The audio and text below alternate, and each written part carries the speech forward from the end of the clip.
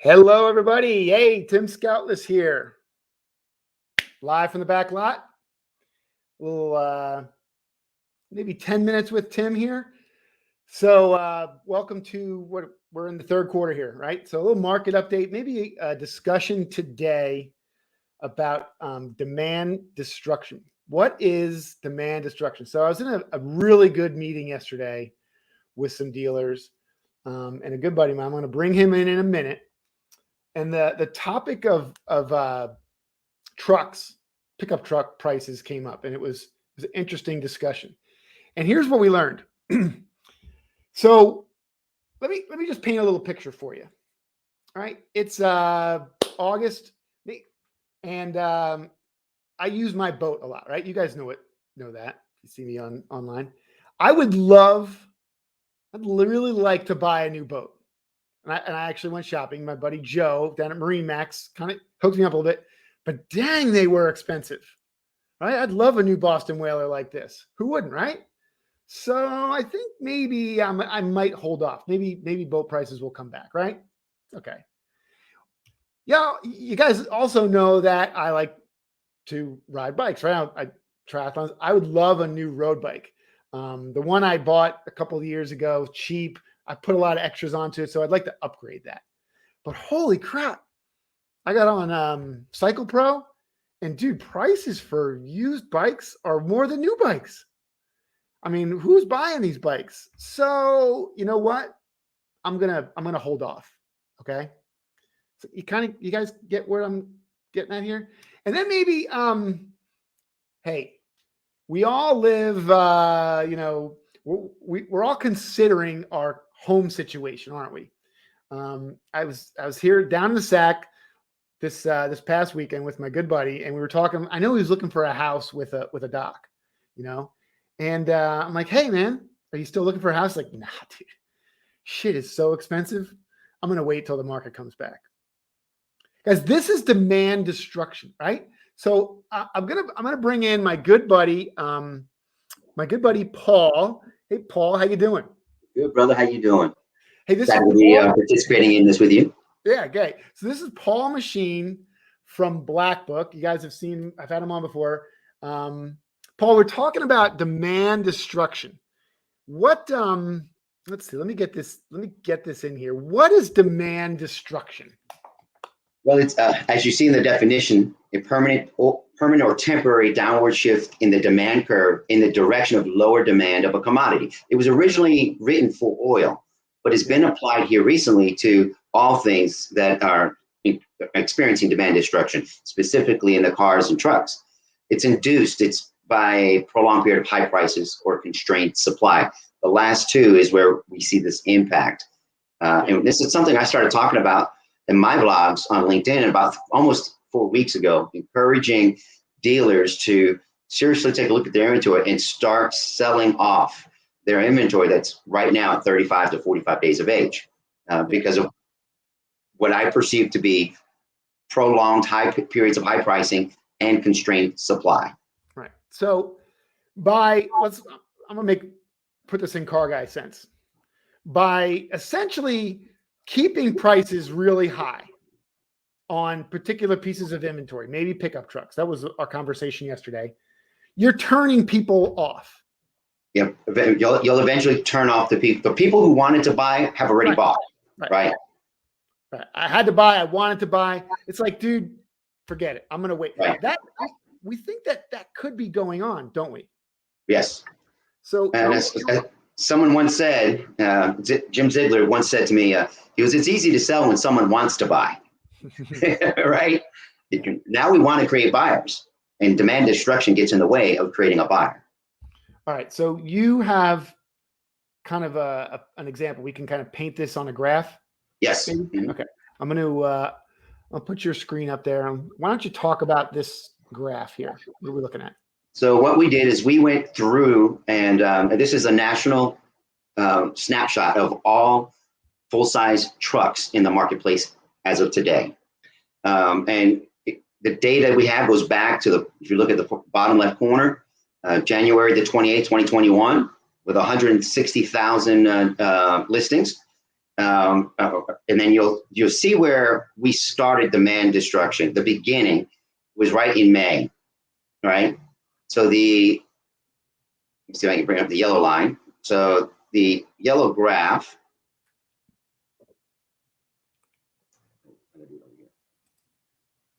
There we go. The yellow graph is not cooperating. There we go. Shows us the total volume of listed listings for just trucks. On May 6th, there was 203,000 listed used vehicles in the nation. Fast forward to today, on those trucks, full-size trucks, there's 182,000 as of August the 16th, right? Yeah. So it's a good drop. But take a look at the average pricing, which is the blue line, right? So get it to highlight here. Come on, get the average price.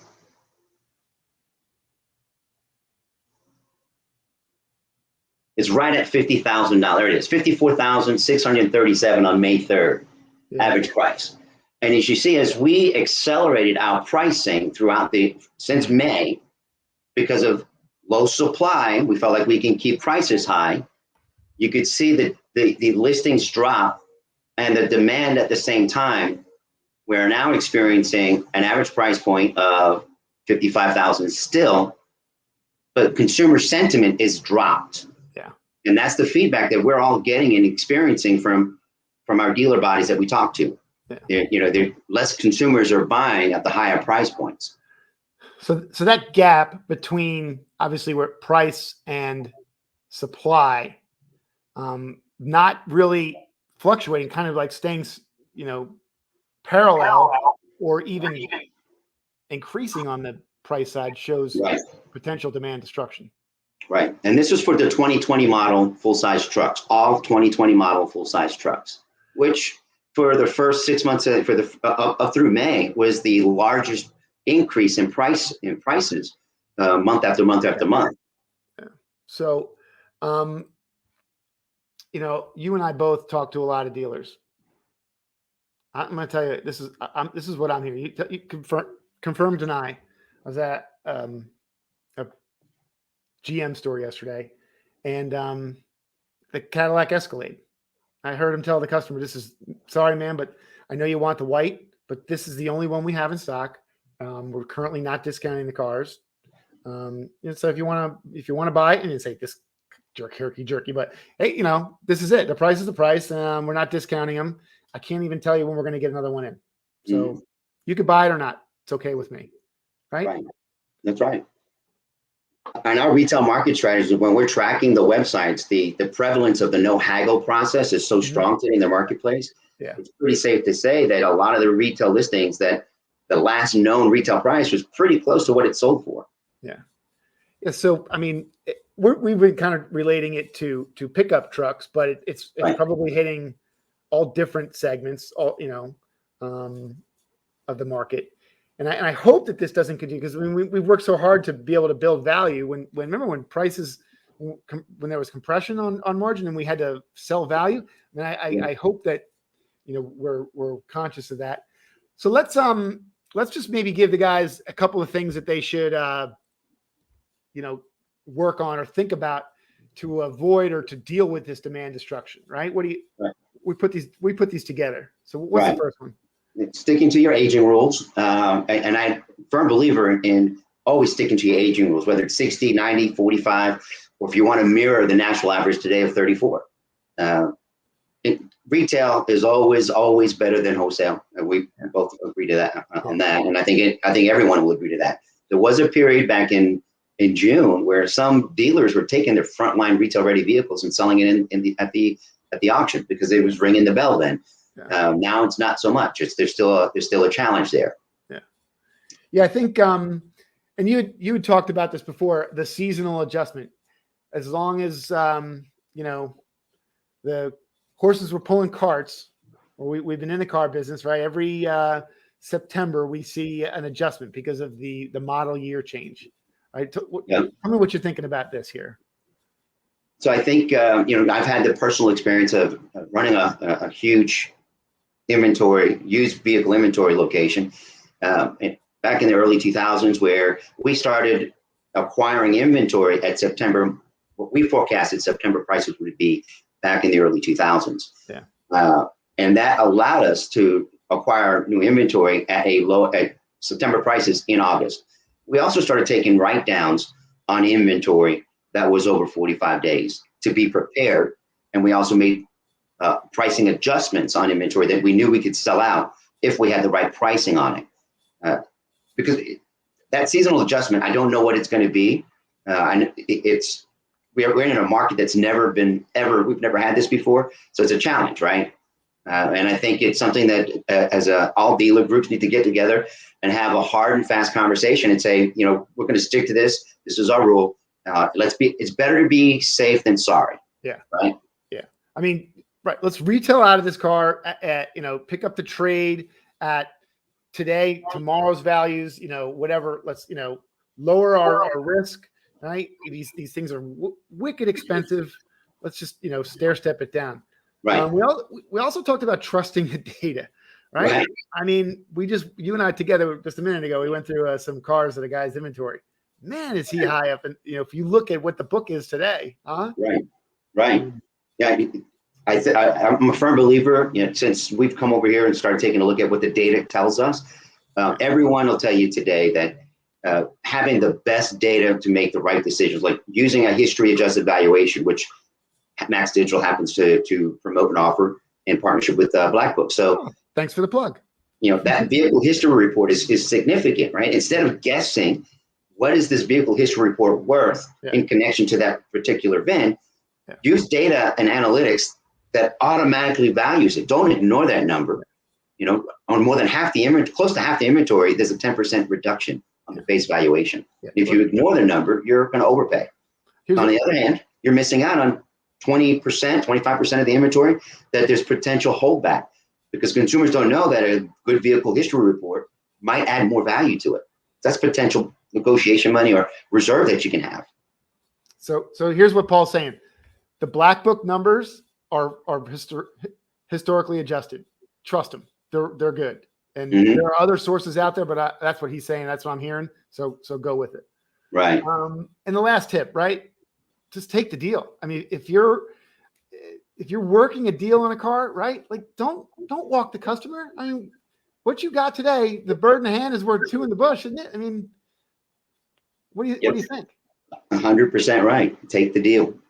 That's one of the things that I think we got away from because of how easy it was to sell. Yeah. And I think we have to remember, it was easy to sell when people want to buy. We're entering in a market that's transitioning, and it appears to me, and the feedback I'm getting is that we got to go back to selling again. Yeah. So, I mean, it's there's definitely gonna be an inventory shortage for for the foreseeable future. We're just kind of going through a little bit of we're a little tired, right? So we need to see something. Why don't you be the guy, to start spurring the sales? Like it's time to turn a little bit, reload. I say it at the end of every video. Sell them all. You can always buy more, right? That's right. Sell them more. You can always buy more. Yeah. Paul, listen, man, I know you're a super busy guy. Thanks for getting on here with me. Guys, how can guys reach you? What's the best way to get a hold of you? 864-238-1234. That's my cell. I've had it for 20 some odd years. Dang, giving his cell phone number out on the web? You're crazy. No, I would too. Check him out. Okay, he's got a great vlog on LinkedIn. Paul, thanks again. All right. We'll talk to you guys soon. All right. Sell them all. You can always buy more. That's right.